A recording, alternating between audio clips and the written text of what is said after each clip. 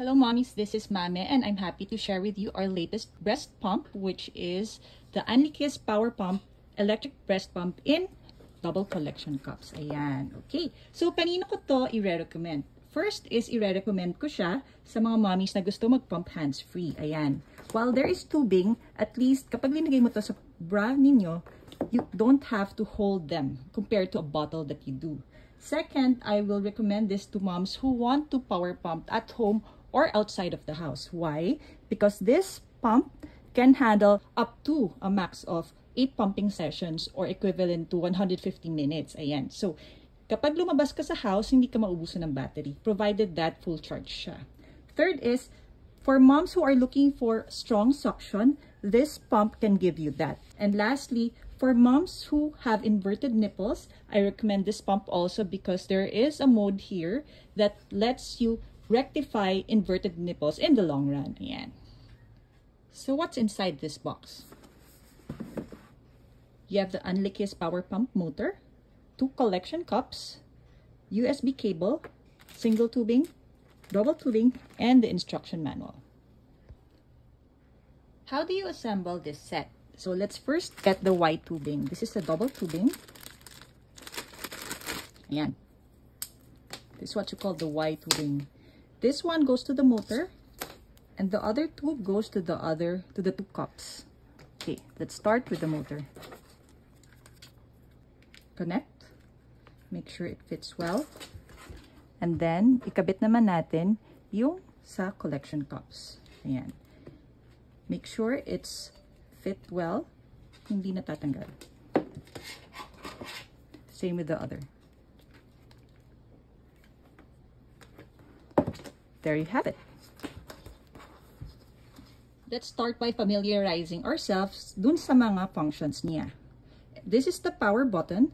This is where you charge your pump. This is where you install the tubing. The LCD, the screen display, the mode, increase or decrease your suction. Okay, so let's start by opening the pump. Now, when you open the pump, makikita mo yung LCD. This is the level and this is the mode. Ayan. So, para mas makita nyo. When you open it, hindi mo pa mararamdaman yung suction. Though, this is a safety feature of the pump. Para magkaroon ng suction, you will need to move any of these 3. So, I suggest you move the mode. Ayan. And go to the pump mode that you want.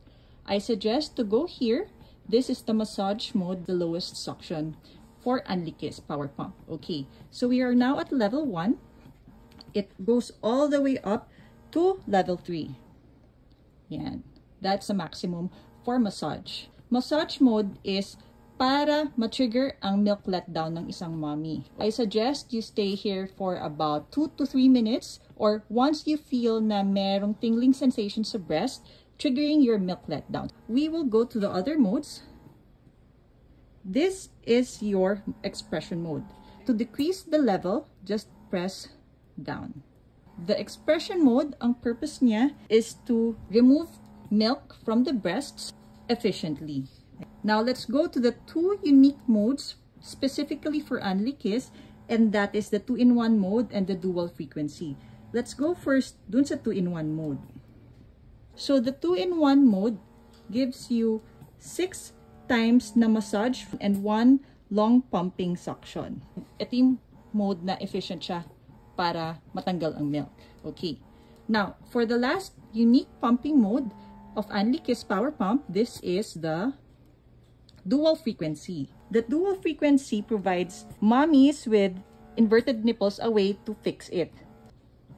There is a long pull and another long pull like you can hear for the dual frequency.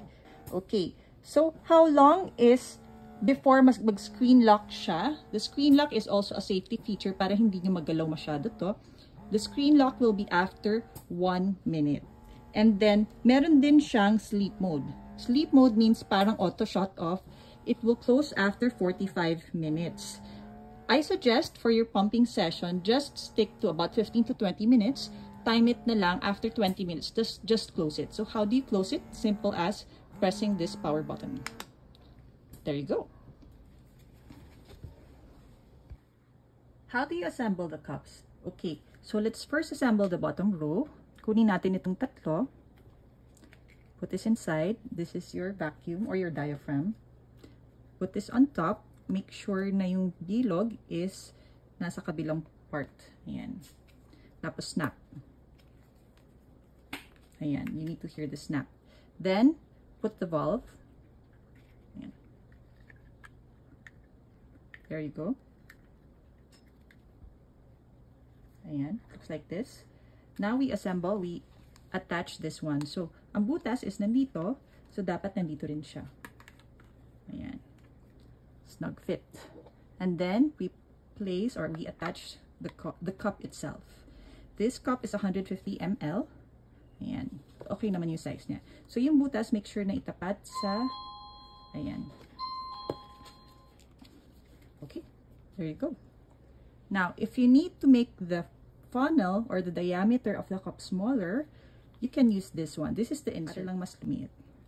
Simple as that.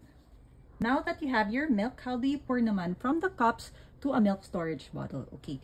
First is make sure that you have a staging mat or a towel underneath para lang sa mga accidental pours.